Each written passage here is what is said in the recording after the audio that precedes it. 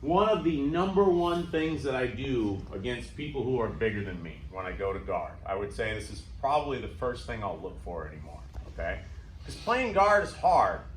And what I have found is that the bigger people are, the more they are big, particularly in their upper body, and I do a hip heist on them, they're not as symmetrical. So like when they're here and you have a lot of weight here, and I pull down on your head, you go down pretty hard and pretty fast. But like the bigger the person is, the more success I get with this technique. The smaller they are, the less success I get with this technique. They're more of their weights in their body than it is in their head and their shoulders. Does that make sense?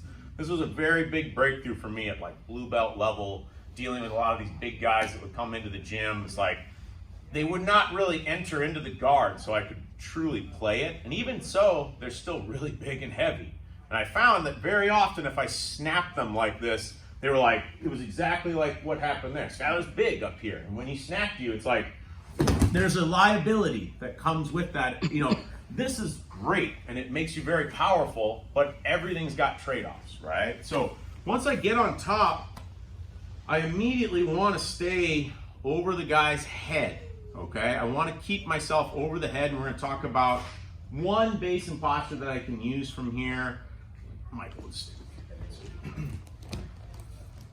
So I was here, and like, you know, all the normal things I would play from open guard will be there, but as I see him, like when he's coming forward, everything you ever learned from open guard, 100% true. He starts backing up though, and for me, that's where I'm gonna go on the offensive, okay? It's hard for him to back up and be aggressive and striking. When I get to here, one version of turtle, I'm gonna come to the armpits, and my arms are gonna be like T-Rexes, okay? Little T-Rex arms. I want as little exposure. I want to be over his head. I want my knees generally off the ground. I'll usually go to like a universal sprawl eventually, but let's just start with 2 knees on the ground. Keep yourself covering his head.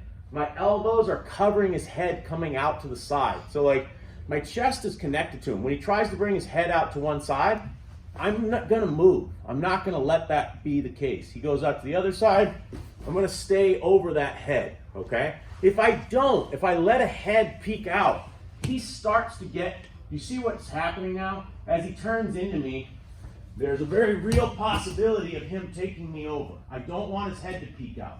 Yes, against very high level people, there will be strategies that they have where even if they can't get their head out, they'll have other things to do. But for the starting position, and just understanding, I don't want a head to peek out on either side. I want to keep that head covered. Does that make sense? His head peeks out, trouble begins. All right, 1, 2, 3.